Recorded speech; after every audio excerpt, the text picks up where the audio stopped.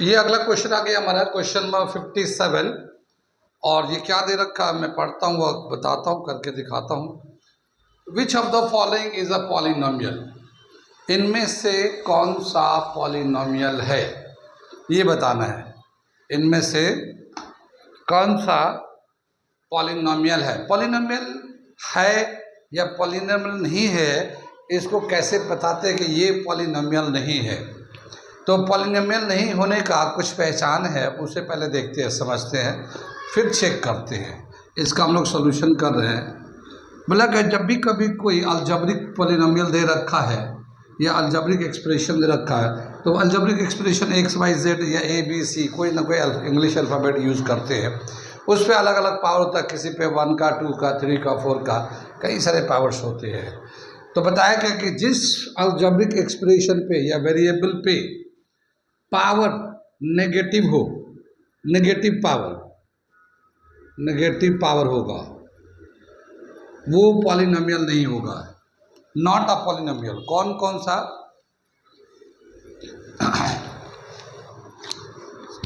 Not a polynomial, कौन कौन सा पॉलिनोमियल नहीं होगा, नॉट अ पॉलिनोमियल, कौन कौन सा नहीं होगा। एक बोला क्या कि अगर कोई भी वेरिएबल जिस पे पावर माइनस का होता है, नेगेटिव पावर और एक्सपोनेंट, अगर किसी वेरिएबल पे पावर जो है नेगेटिव हो, एक्सपोनेंट नेगेटिव होगा, तो वो पॉलिनोमियल नहीं होगा। जैसे मान लो x पे -2 का पावर 2x - 2 3x इसको 3x + 5, तो यहाँ पे माइनस का पावर है ये, तो ये पॉलिनोमियल नहीं होगा। ठीक है, चाहे वो -2 हो, -3 हो, -1 हो, नेगेटिव अगर एक्सपोनेंट है या पावर है तो वो पॉलिनोमियल नहीं होगा। ये एक इसके पहचान है। दूसरा बताया क्या, फ्रैक्शनल पावर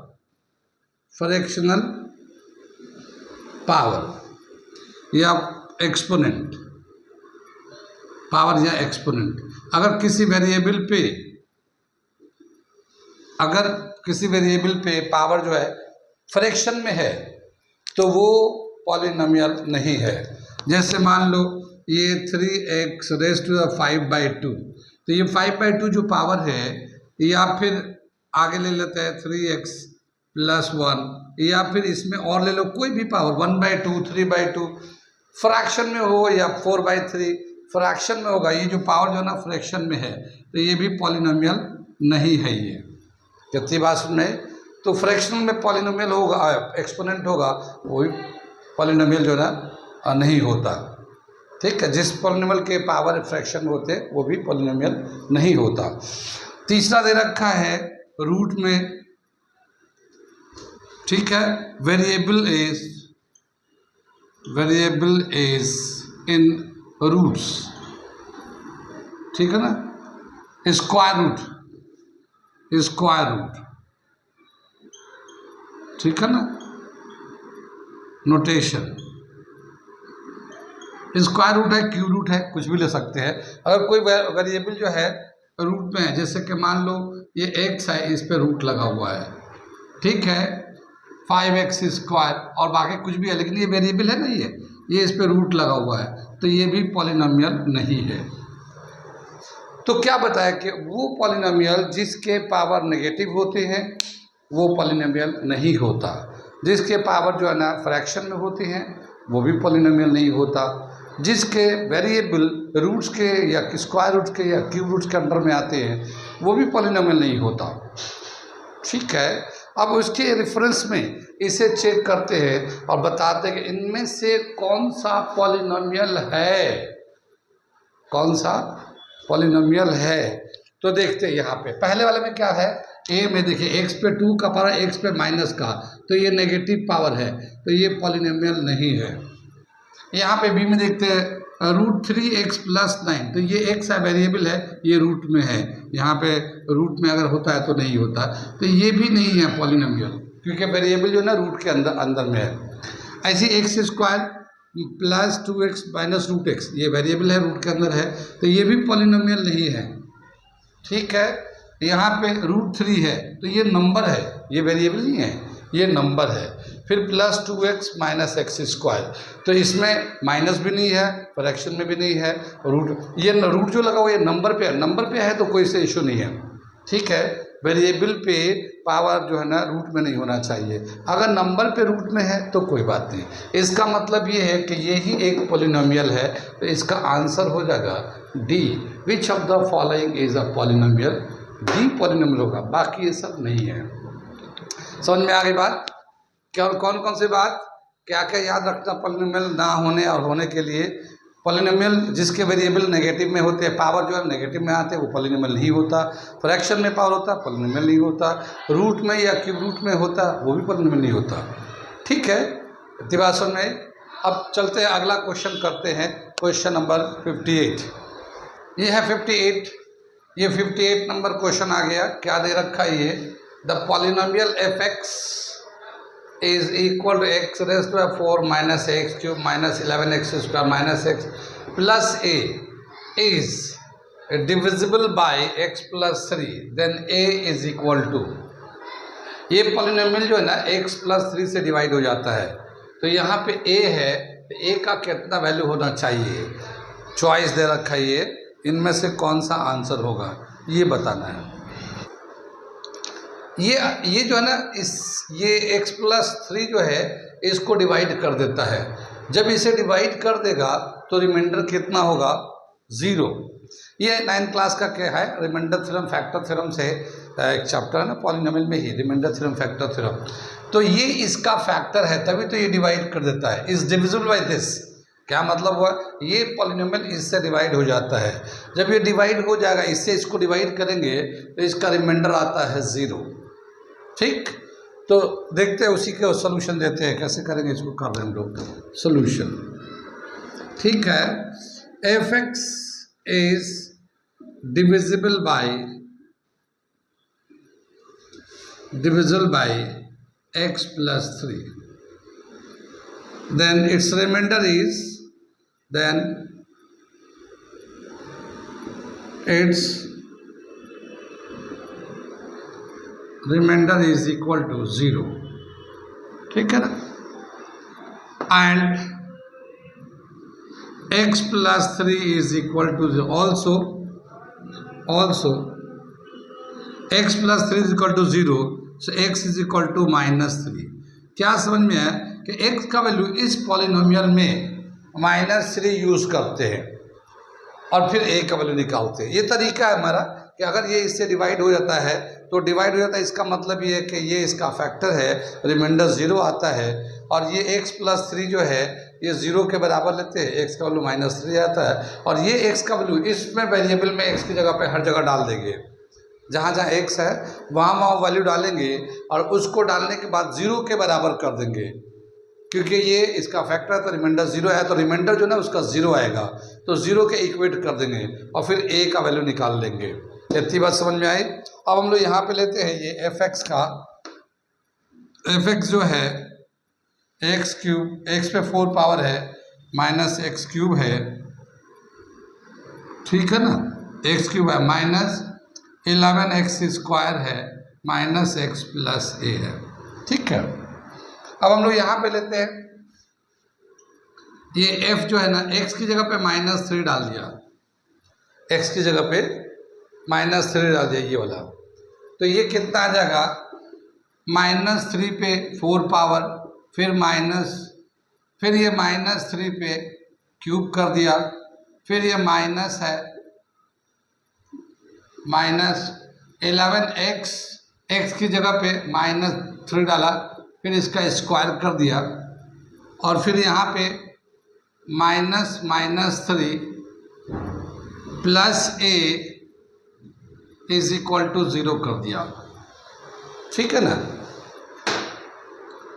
ठीक है, हमने x की जगह -3 डाला इस पॉलिनोमियल में, तो ये f(x) था तो -3 डाला, तो यहाँ पे x पे 4 पावर था, -3 पे 4 पावर लगा दिया, ये माइनस था माइनस लगा दिया, फिर x की जगह -3 जगह 3 का पावर लगा दिया, फिर -11, फिर x की जगह पे -3 स्क्वायर लगा दिया, पावर लगा दिया, ये माइनस था, -3 डालिए, x की जगह पे a डाल दिया इक्वल टू 0, क्योंकि इसका रिमाइंडर 0 आएगा। जहाँ जहाँ x था वहाँ वहाँ -3 डाला और जो उसके पावर थे वो पावर लगा दिया। कितनी बात समझ में?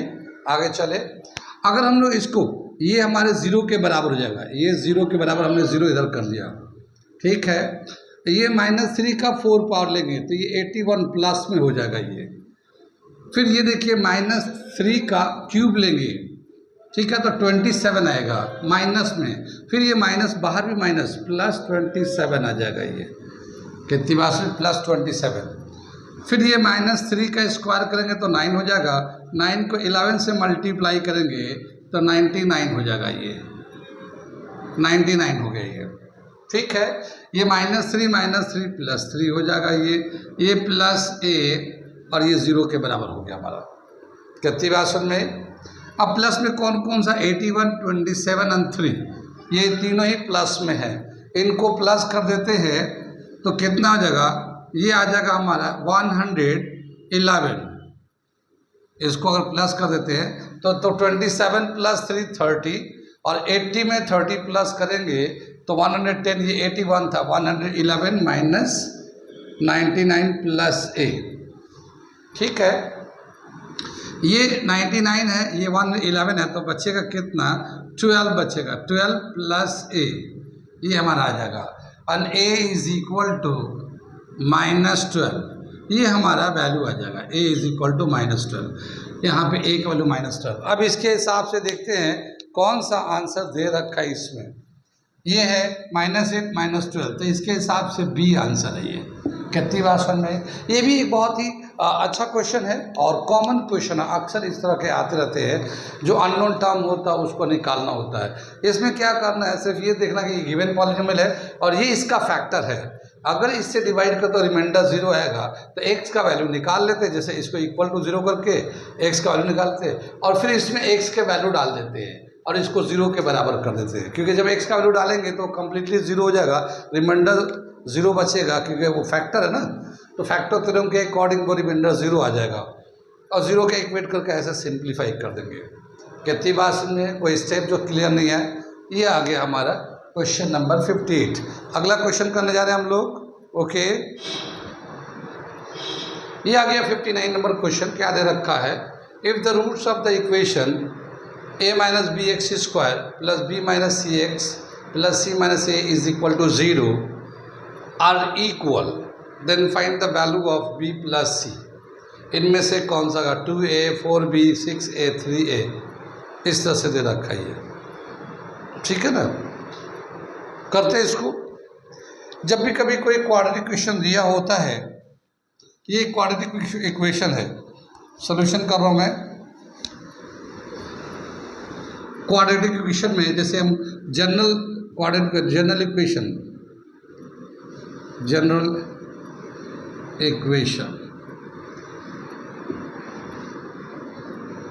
ठीक है, general quadratic equation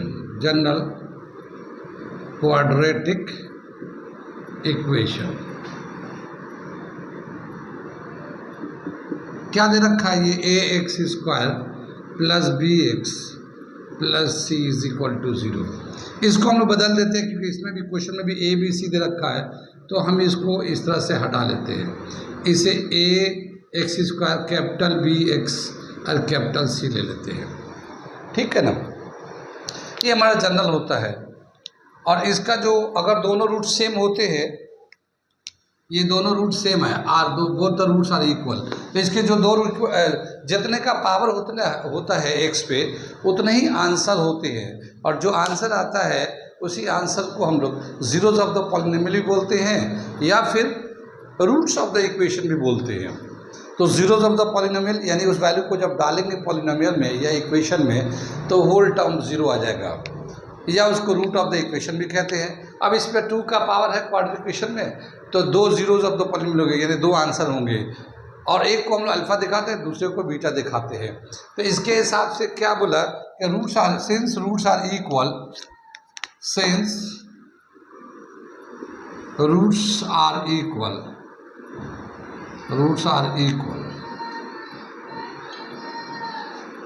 therefore alpha is equal to beta, alpha is equal to beta. एक रिलेशन हम लोग लेते हैं, हम लोग का रिलेशन तो डी का रिलेशन डिस्क्रिमिनेंट मेथड। तो डिस्क्रिमिनेंट क्या होता है, आप तो डिस्क्रिमिनेंट जानते हो ना। यहाँ मैं थोड़ा सा डिस्क्रिमिनेंट के बारे में बताता हूँ। एक रिलेशन होता है, मैं इधर लिख देता हूँ, D is equal to b square minus 4ac। ठीक है, ये डी के लिए डिस्क्रिमिनेंट का फॉर्मूला था, D for discriminant, discriminant. D का ये रिलेशन रखा बी स्क्वायर माइनस 4ac। इसका जो यहाँ पे इक्वेशन में जो बी का वैल्यू था वो डालते हैं, फिर माइनस ए का वैल्यू जो होता है उसे डालते हैं, सी का डालते हैं, सिंप्लीफाई करते हैं।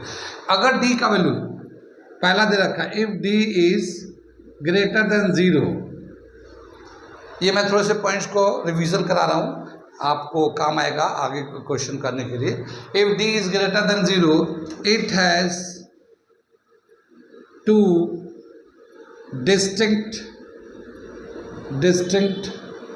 Real roots, real roots alpha comma beta. यानी अगर डी का वैल्यू यहाँ पे डालने के बाद 0 से ज़्यादा कोई पॉजिटिव वैल्यू आता है तो उसमें जो अल्फा बीटा होगा दो अलग अलग वैल्यू आएंगे, इक्वल नहीं आएंगे, दो अलग अलग वैल्यू आएंगे। दूसरा कंडीशन दे रखा है, if D is equal to 0, अगर डी 0 के बराबर आ जाए, इसको वैल्यू डालने के बाद सिंप्लीफाई और डी 0 के बराबर जाएगा, तो it has two equal real roots. क्या मतलब हुआ कि इसमें दोनों रूट्स बराबर आएंगे, जो अल्फा का वैल्यू आएगा वही बीटा का वैल्यू आएगा, तो दोनों रूट्स बराबर आते हैं अगर डी का वैल्यू 0 होता है तो। और तीसरा कंडीशन क्या दे रखा है, if D is less than 0, यानी नेगेटिव वैल्यू में आता है डी का value, it has no real roots, it has no real roots, इसका कोई रियल रूट्स नहीं होता है। दिख रहा ना, नहीं दिख रहा तो मैं जो बोल रहा हूँ उसे सुन लीजिए, उसको नोट कर लिए। अगर डी नेगेटिव में आता है तो इसका कोई रियल रूट्स नहीं होता है। तो ये दो देखते हैं हम लोग, या तो डी का वैल्यू 0 से ज़्यादा हो तब रियल रूट्स होते हैं, लेकिन वो दोनों अलग अलग होते हैं। अगर डी का वैल्यू 0 के बराबर होता है तो उसमें दो रियल रूट्स होते हैं, मगर दोनों इक्वल होते हैं। ठीक है, और डी नेगेटिव में होता है तो उसका कोई रियल रूट्स होता है। यहाँ पे क्या बताया इस क्वेश्चन के हिसाब से कि ये दोनों ही रूट्स बराबर है, तो दोनों रूट्स बराबर तो अल्फा इक्वल टू बीटा के तो बराबर होगा। एंड डी जो होगा, डी कितना होगा, and D is equal to 0, D का वैल्यू कितना हो जाएगा 0, तभी तो इसका डी का वैल्यू 0 होगा तो दोनों रूट्स बराबर होंगे। कितनी बात में इसे नोट कर लिए, मैं बिठाऊंगा इसको आप लोगों को। ठीक है, नोट कर लिए, पॉज करके नोट करके कर लीजिएगा इसको। ये हमने पॉइंट्स को रिवाइज कराया पिछले पॉइंट्स में। तो यहाँ पे क्या बताया, डी जो है 0 होगा तभी जाके ये दोनों रूट्स बराबर आएंगे। अब डी का वैल्यू कितना होता है, डी इज इक्वल टू, यहाँ पे हमने जो जनरल इक्वेशन लिया है उसके हिसाब से यहाँ पे ये ए का लाएगा, ये बी का लाएगा, ये सी का लाएगा, और उसके हिसाब से जो डी का वैल्यू आएगा, डी का फॉर्मूला आएगा, D is equal to b square minus 4ac। इस तरह से ये फॉर्मूला आएगा। अब यहाँ पे जो गिवन इक्वेशन है, जो गिवन इक्वेशन है वहाँ पे देखते हैं कि जो ए है बेसिकली, ये यहाँ पे ए है, ये तो जनरल इक्वेशन लिखा है, ये गिवन रियल में जो क्वेश्चन में दे रखा है, तो ये एक्स स्क्वायर से पहले जो ए है, यहाँ एक्स स्क्वायर से पहले ए माइनस बी है, तो यहाँ पे a is equal to a minus b के बराबर है। ठीक है ना, बी किसके बराबर है, यहाँ जो बी है एक्स से पहले है, यहाँ एक्स से पहले जो है वो बी माइनस सी है, तो ये कैपिटल बी से दिखा रहे हैं हम लोग। और यहाँ पे जो सी है, ये यहाँ पे सी है, यहाँ पे भी सी माइनस ए है। ठीक है, तो ये हमारा गिवन इक्वेशन के हिसाब से था, और सॉरी ये क्वेश्चन के हिसाब से था, ये हमारा जनरल इक्वेशन था, इसमें हम लोगों ने ये कंपेयर करा दिया। और हम लोगों ने जो डी निकालना है वो D equal to b minus 4ac है, कैपिटल लिया हम लोगों ने। कितनी बात सुन में। अब जो बी का वैल्यू है 4, ए का वैल्यू है सी का, वो यहाँ पे सब्स्टिट्यूट करते हैं, तो जब हम डालेंगे इसमें तो क्या आएगा, D is equal to b का वैल्यू कितना है हमारा, माइनस बी माइनस सी का होल स्क्वायर। ठीक है ना, कितनी बात सुन में। और फिर माइनस 4, ए का वैल्यू कितना है हमारा, ए माइनस बी, ए माइनस बी, और ये सी का वैल्यू है सी माइनस ए। ये हमारा वैल्यू डल गया बी की जगह पे, ये बी स्क्वायर यहाँ पे स्क्वायर कर दिया, -4 ए का वैल्यू भी डाल दिया, सी का वैल्यू भी डाल दिया। लेकिन चूंकि ये दोनों रूट इक्वल है, दोनों रूट जो इक्वल है, तो डी का एज ए होल कितना वैल्यू होगा 0, तो यहाँ पे हम लोगों ने 0 डाल दिया। ये कितनी बात सुने, बी माइनस सी का होल स्क्वायर, और ये 4 इसको मल्टीप्लाई कर देते हैं हम लोग, ठीक है ना। या इसको ऐसे कर लेते पहले हम लोग, ये इसको अभी ऐसे ही रख लेते हैं, a minus b and c minus a, ये इसको अभी ऐसे रख दें। ये माइनस में था, इधर लाके इसको प्लस में कर लेंगे, तो क्या आ जाएगा 4 a minus b c minus a is equal to b minus c का होल स्क्वायर, ठीक है ना। ये ऐसे लिख सकते हैं हम लोग। अब इसको सिंप्लीफाई कर देते हैं। यहाँ से समझ में आ गया आप लोगों को, थोड़ा समझ में आ रहा है, इसे नोट कर लीजिए, इसको मैं मिटाऊंगा। जो जो स्टेप क्लियर है ठीक है, फिर से मैं एक बार रिवाइज करता हूँ। जनरल जो क्वांटिफिकेशन होता है वो a x square plus b x plus c होता है। डी का वैल्यू निकालते हैं, डी होता है b square minus 4ac। D का वैल्यू 0 से ज़्यादा होता है, दो अलग अलग रूट होते हैं, डी के बराबर होता है 0 के बराबर होता है, दोनों रूट्स बराबर होते हैं। क्वेश्चन में देखा दोनों के रूट्स बराबर है, तो डी का वैल्यू 0 होगा। अब उन्होंने इसको जो है यहाँ पे क्वेश्चन, ये जो गिवन क्वेश्चन है उसके हिसाब से ए बी सी का वैल्यू निकाल लिया, और इसमें हम लोग ले जाके डाल दिया, ठीक है ना। ये डाल दिया, ये चूँकि ये 0 था तो ये पूरा टर्म इधर उठा के ला लिया और ऐसे इक्वेट कर दिया।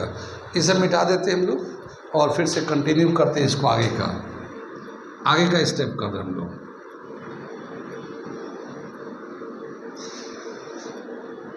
यहाँ पे एक स्टेप में मल्टीप्लाई करके लिख देता है, क्या आ जाएगा, ये ए से मल्टी होता है, ए सी हो जाएगा, तो 4ac, ये ए को ए से मल्टीप्लाई किया तो माइनस ए स्क्वायर होगा, ए से कर इधर मल्टीप्लाई, तो ए को ए से तो माइनस ए स्क्वायर, तो माइनस ए 4a स्क्वायर, 4 से मल्टीप्लाई कर दिया। अब हम माइनस बी से, 4 से तो करेंगे माइनस बी से कर रहे हैं, तो ये आ जाएगा -4bc, ये 4 माइनस बी और ये सी, 4 माइनस 4bc। अब ये माइनस बी से माइनस ए को मल्टीप्लाई करें तो माइनस माइनस प्लस हो जाएगा, ये ए बी हो जाएगा, और उस ए बी को 4 से करेंगे तो प्लस 4ab आ जाएगा। कितनी बात सुनिए, उसके आगे है ये बी माइनस सी का होल स्क्वायर। इधर हम उठा लेते हैं इसको, यहाँ पे ले लेते हैं 4ac minus 4a square minus 4bc plus 4ab, ठीक है। और ये ए बी माइनस सी का होल स्क्वायर है, तो इसको भी फॉर्मूले से एक्सपेंड कर देते हैं, तो बी स्क्वायर प्लस सी स्क्वायर माइनस 2bc, ये हमारा एक्सपेंड कर दिया। अब देखिए -2b, यहाँ पे bc -2bc है, ये bc में है, ये भी bc में है, ठीक है। तो इस bc को एक तरफ ले जाते हैं हम लोग, या सबको एक तरफ कर लेते हैं, सबको एक तरफ कर लेते हैं। इसको हम लोग ऑर्डर में लिख देते हैं, इसे ऑर्डर में लिखते हैं। ये देखिए -4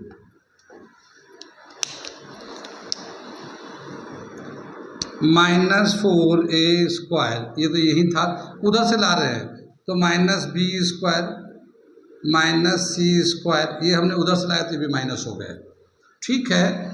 अब यहाँ पे आ गया, ये पहले हम लोग ले लेते हैं, ये bc इधर लाएंगे ना तो ये प्लस हो जाएगा, तो -4bc था ही था, और ये आके इधर प्लस में हुआ तो प्लस 2bc, तो बचे क्या -2bc, ठीक है।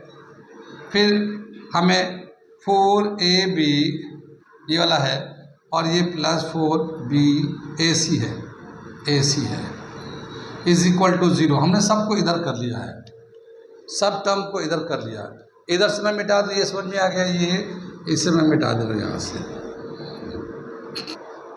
इसमें से -1 देखिए, यहाँ -4a स्क्वायर है, -b स्क्वायर माइनस सी स्क्वायर माइनस 2bc है, तो ये माइनस में है तो माइनस कॉमन ले लेते हैं, तो -1 जो है ना कॉमन ले लेते हैं, और जो बचेगा लिख देते हैं 4a स्क्वायर प्लस में हो जाएगा, ये plus b square plus c square, और ये माइनस में था तो प्लस हो जाएगा, तो प्लस 2bc, ये -4ab और ये फिर -4AC आ जाएगा ये, ठीक है ना, इज इक्वल टू 0। ये -1 को उधर शिफ्ट कर देंगे तो वो 0 हो जाएगा वो भी जाके। अब हम लोग देखते हैं कि ये 4A² + B² + C² यहाँ पे है, और ये जो है 2BC है, -4AB है, -4AC है। यहाँ पे दो जगह माइनस में, एक प्लस में है। इसका मतलब ये जो माइनस आ रहा है, इनमें से AB में से या AC में से कोई ना कोई माइनस होगा, तभी ये माइनस आ रहा है। AB में से या AC में से कोई ना कोई माइनस होगा, लेकिन जो टर्म दोनों में कॉमन होगा वही हम लोग कंसीडर करते हैं, उसी को साइन माइनस में लेंगे। तो इसमें A माइनस, ये भी, इसमें भी A है, इसमें भी A है। इसका मतलब A जो है माइनस में है। कितनी बात सुन रहे हैं?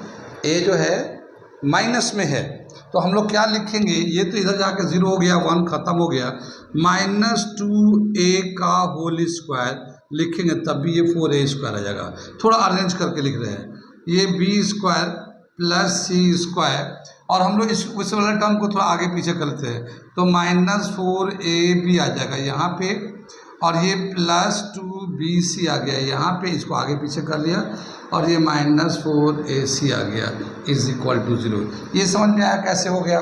ये देखिए यहाँ पे A² + B² + 2AB +2 एक फॉर्मूला हमारे पास है, ये देखिए A + B + C का होल स्क्वायर, ये फॉर्मूला होता है।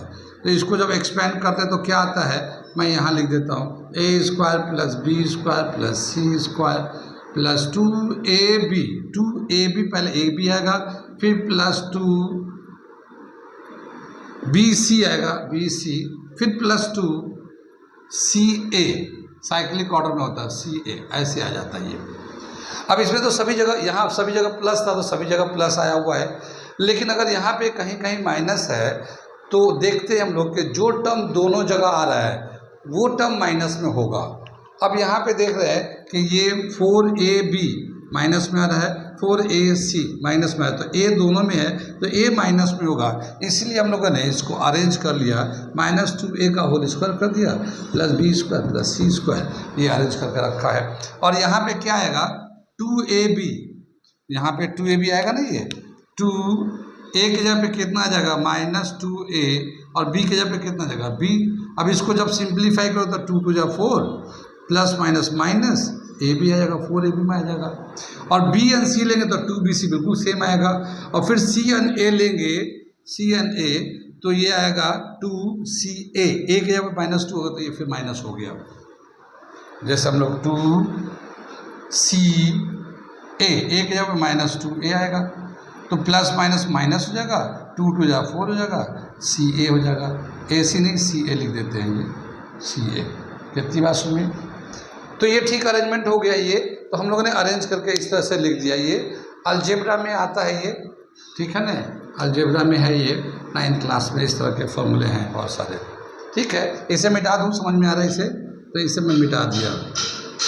अब इनको इन शॉर्ट क्या लिख सकते हैं हम लोग, इनको इन शॉर्ट लिख सकते हैं -2A + B + C का whole square is equal to 0। ये पूरा ही इसमें आ गया। अभी हमने वहाँ फॉर्मूले बताया था ना, इसको एक्सपेंड करेंगे तो ये आएगा। कहाँ तक समझ में आया? ये जो स्क्वायर है अगर मैं दूसरी साइड में शिफ्ट करूँगा तो 0 का रूट लग जाएगा, 0 का रूट लेंगे तो 0 ही रहता है। तो क्या मिलेगा हमें, ये -2A + B + C is equal to 0, और B + C को इधर ही रखते हैं और इसको -2A को उधर ले आते हैं तो ये +2A हो जाएगा। तो B + C का जो वैल्यू होगा 2A के बराबर होगा, और वो जो है ये B + C हमें वैल्यू पूछा है कितना होगा, इसका आंसर हो जाएगा 2A, या 2A यानी कि ये पहला चॉइस हमारा आंसर हो जाएगा। कहाँ कहाँ समझ में आएगा, हमने बीच बीच में लिखते गए मिटाते गए, लेकिन इसमें कुछ करना नहीं है। और D का वैल्यू 0 के बराबर करना है, और D = B² - 4AC होता है, तो उसका वैल्यू जो B है और A है C है उसको डाल के सिंप्लीफाई करना है। इसमें एक ये रिलेशन A + B + C का होल स्क्वायर का फॉर्मूला आ जाएगा लास्ट में, और फिर उसको हम लोग इस तरह से अरेंज कर लेंगे। कहाँ कहाँ समझ में आया नोट कर लीजिए इसे, और कोशिश करिए समझने के लिए। थोड़ा एक कंपटीशन के हिसाब से तो टाइम लेता ही लेता, प्रैक्टिस करना ही पड़ता है। प्रैक्टिस करने के लिए अगर शीट चाहिए तो जो लोग इंटरेस्टेड है या जो लोग तैयारी कर देंगे आने वाले दिनों में, या जो लोग रिपीट करेंगे दोबारा से देना चाहते हैं एमयू के, हमारे पीडीएफ से प्रैक्टिस करेंगे तो उसमें बहुत सारे अलग अलग सवाल हैं, ठीक है ना। इसी तरह के बेस पे जब पहले से प्रैक्टिस करके रहते थे एग्ज़ाम हॉल में करने में बहुत आसानी रहता है, ठीक है। आगे चले, कुछ क्वेश्चन ऐसे हैं जो पैटर्न से आते ही रहते हैं, कुछ क्वेश्चन ऐसे हैं जो थोड़ा सा लेंदी होता है, उससे थोड़ा प्रैक्टिस रहता है तो जल्दी जल्दी हो जाता है। चले फिर इसके अगला क्वेश्चन करने जा रहे हैं 60 क्वेश्चन, ठीक है।